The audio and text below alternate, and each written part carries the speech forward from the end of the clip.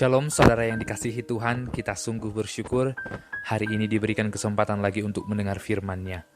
Oleh karena itu, marilah kita meminta pertolongan dalam doa, supaya Tuhan berkenan mengajar kita dan memberikan kita pemahaman yang benar terhadap firman-Nya. Mari berdoa.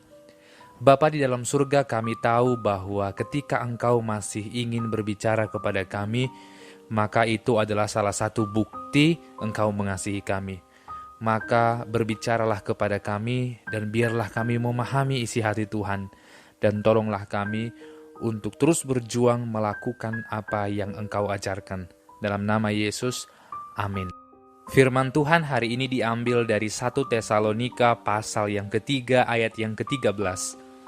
Kiranya Dia menguatkan hatimu supaya tak bercacat dan kudus di hadapan Allah dan Bapa kita pada waktu kedatangan Yesus, Tuhan kita, dengan semua orang kudusnya. Jika kita mengingat apa yang dikatakan oleh Zakaria pada pasal yang ke-14 ayat yang ke-5, di sana ia mengatakan bahwa Yesus akan datang kelak untuk menghakimi setiap orang, untuk memimpin sebagai seorang raja, dan ia akan datang bersama dengan orang-orang kudusnya.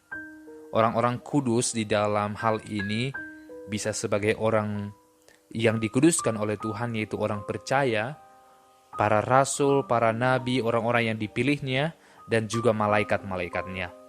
Sehingga ketika Yesus datang, ia akan datang bersama dengan mereka semua.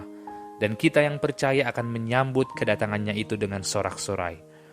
Sehingga ketika Paulus menuliskan ayat ini kepada jemaat di Tesalonika, maka Paulus memberikan sebuah pesan dengan sebuah doa. Kiranya Tuhan menguatkan hatimu. Mengapa kita perlu dikuatkan? Karena pada dasarnya kita adalah manusia-manusia yang lemah. Kita sangat mudah tergoda terhadap hal-hal yang kita suka. Kita sangat suka dengan uang. Kita sangat suka dengan jabatan. Kita sangat suka dengan kesenangan. Kita sangat suka dengan hal-hal yang membuat kita terhibur. Maka itu semua bisa menjadi dosa kalau kita tidak menguasai diri. Itu menjadi dosa kalau kita tidak mementingkan Tuhan lebih utama. Oleh karena itu, Paulus berdoa kiranya ia menguatkan hatimu. Menguatkan dari apa? Dari beragam cobaan-cobaan itu. Iblis dengan begitu mudah datang kepada kita, menawarkan apa yang kita suka, menawarkan apa yang biasa kita nikmati. Saat Yesus berada di padang gurun, maka iblis berkata kepada Yesus, "Ubahlah batu ini menjadi roti." Dan iblis juga mencoba Yesus 2 kali lagi.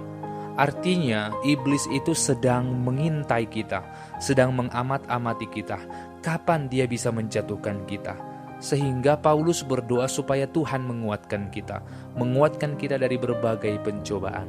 Oleh karena itu, supaya apa? Supaya kita dikatakan tak bercacat dan kudus. Kita adalah orang-orang berdosa, tidak ada yang kudus satupun. Tetapi karena kita sudah percaya kepada Yesus, maka kita dianggap kudus oleh Dia. Kita dianggap benar oleh Dia. Maka setiap kita harus berjuang, terus memelihara kekudusan itu. Kini kita orang-orang yang kudus, karena kita orang yang percaya. Maka kita memelihara kekudusan itu dengan pertolongan Tuhan. Maka setiap hari kita harus berdoa kepada Tuhan, supaya Tuhan menguatkan kita untuk tetap hidup kudus.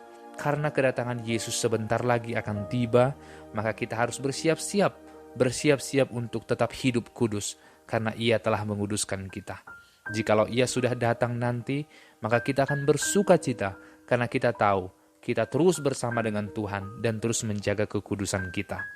Kekudusan ini sungguh beragam, baik kekudusan pikiran, hati kita, dan tindakan kita. Namun, kita diminta untuk kudus seutuhnya, hati, pikiran, dan tindakan kita. Tetapi kita tidak akan pernah bisa melakukan itu kalau kita tidak melibatkan Tuhan dan meminta pertolongannya. Oleh karena itu, kita diajarkan oleh Paulus bahwa sesama orang percaya harus saling mendoakan, harus saling menopang. Ketika Paulus berdoa bagi jemaat di Tesalonika, maka kita saat ini pun harus berdoa bagi teman-teman kita, saudara-saudara kita, yang saat ini mungkin berada di dalam ujian, dalam pencobaan, supaya mereka tetap kuat dan tetap teguh dalam imannya. Sehingga dikatakan lagi, Yesus itu akan datang bersama dengan orang kudusnya. Artinya, Yesus akan memerintah. Ia akan membuktikan bahwa ia adalah raja dari segala sesuatu. Ia akan membuktikan bahwa semuanya akan segera berakhir. Ia akan memulai hidup yang baru. Hidup yang kekal itu akan kita nikmati bersama.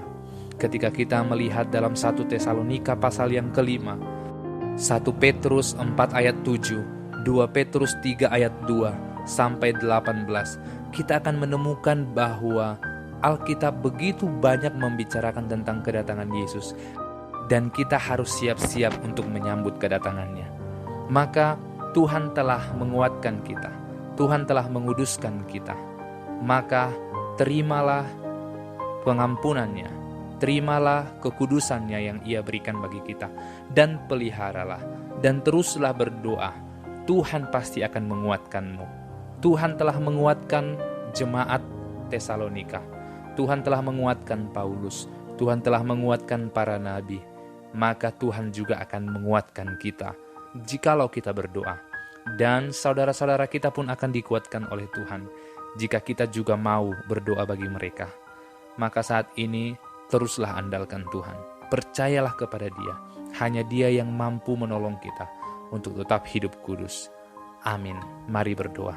Bapa dalam surga, kami tahu kami akan terus mencari yang kami inginkan. Kami akan memuaskan diri kami dengan semua hal yang membuat kami senang. Tetapi ternyata itu semua akan menjadi dosa jikalau kami tidak mengasihi Engkau sepenuhnya. Maka tolonglah kami, kuatkanlah kami, dan kami percaya Engkau akan menolong. Dalam nama Yesus,